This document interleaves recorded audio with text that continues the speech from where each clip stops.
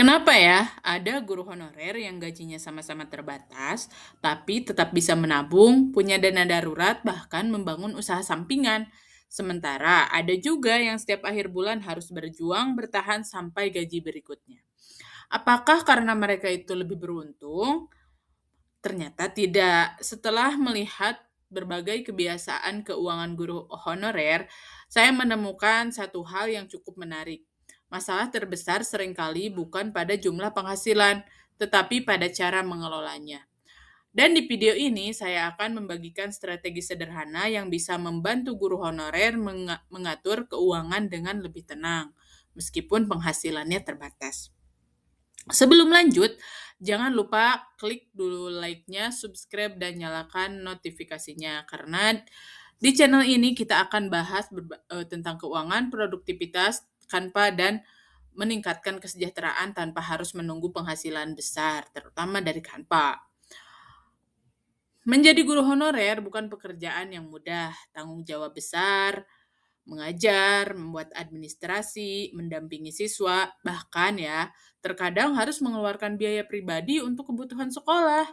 Namun, di sisi lain, penghasilan yang diterima seringkali belum sebanding dengan beban pekerjaan yang dilakukan.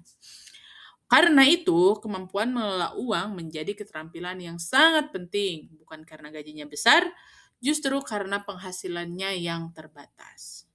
Pertama, gunakan rumus 40, 30, 20, 10.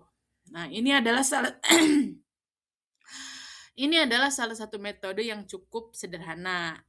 40, 30, 20, 10. Yang artinya 40% untuk kebutuhan pokok, 30% untuk cicilan atau kewajiban, 20% untuk tabungan dan dana darurat, 10% untuk pengembangan diri atau sedekah. Misalnya, kita punya gaji 2 juta per bulan. Maka sekitar 800 ribuan digunakan untuk kebutuhan sehari-hari, 600 ribu untuk kewajiban atau cicilan, 400 ribu untuk tabungan, dan 200 ribu untuk pengembangan diri maupun sedekah. Tentu angka ini bisa disesuaikan dengan kondisi masing-masing. Namun yang terpenting adalah setiap rupiah itu memiliki tujuan yang jelas. Poin yang kedua, pisahkan rekening. Kesalahan yang sering terjadi adalah semua uang dicampur menjadi satu. Akibatnya kita merasa saldo masih banyak. Padahal sebagian uang itu sebenarnya kan udah ada kebutuhan bulan depannya. Solusinya sederhana sih, gunakan aja dua rekening. Rekening pertama untuk menerima gaji dan transaksi harian, rekening kedua untuk tabungan dan dana darurat. Nah, dengan cara ini uang tabungan kita tidak mudah tergoda untuk digunakan. Lalu yang ketiga, bangun dana darurat meskipun kecil. Banyak orang berpikir dana darurat harus langsung jutaan rupiah, padahal tidak. Mulai aja dari hal yang kecil atau nominal yang kecil, 50 ribu, 10 ribu, atau 100 ribu. Yang terpenting konsisten, karena masalah keuangan sering muncul bukan karena kebutuhan besar loh, tapi karena kebutuhan yang mendadak, kayak motor rusak, anak sakit, atau kita yang sakit, atau ada keperluan keluarga yang tidak direncanakan, misalkan meninggal. Yang keempat, catat semua pengeluaran. Coba sekarang jujur ya kita.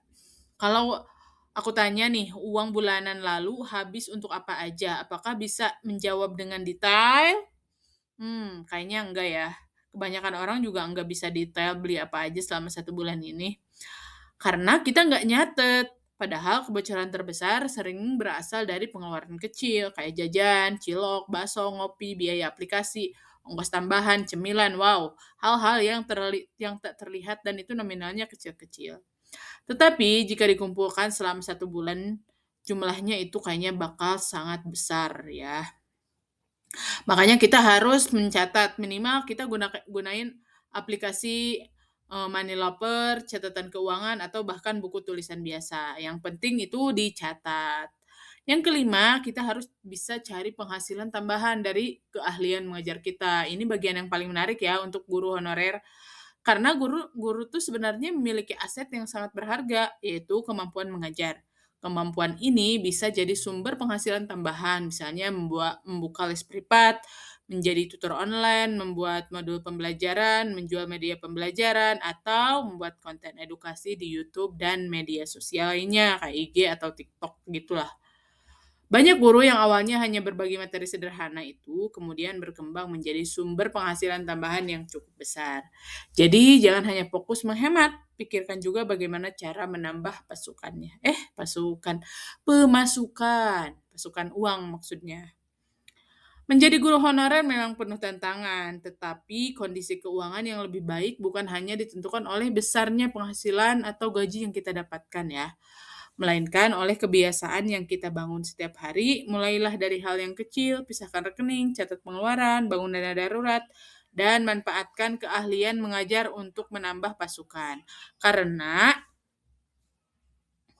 perubahan besar selalu dimulai dari kebiasaan yang kecil yang dilakukan secara konsisten. Kalau ini bermanfaat, jangan lupa like, subscribe, dan bagikan kepada rekan guru lainnya. Dan tuliskan di kolom komentar tantangan keuangan terbesar yang sedang Anda hadapi saat ini apa sih?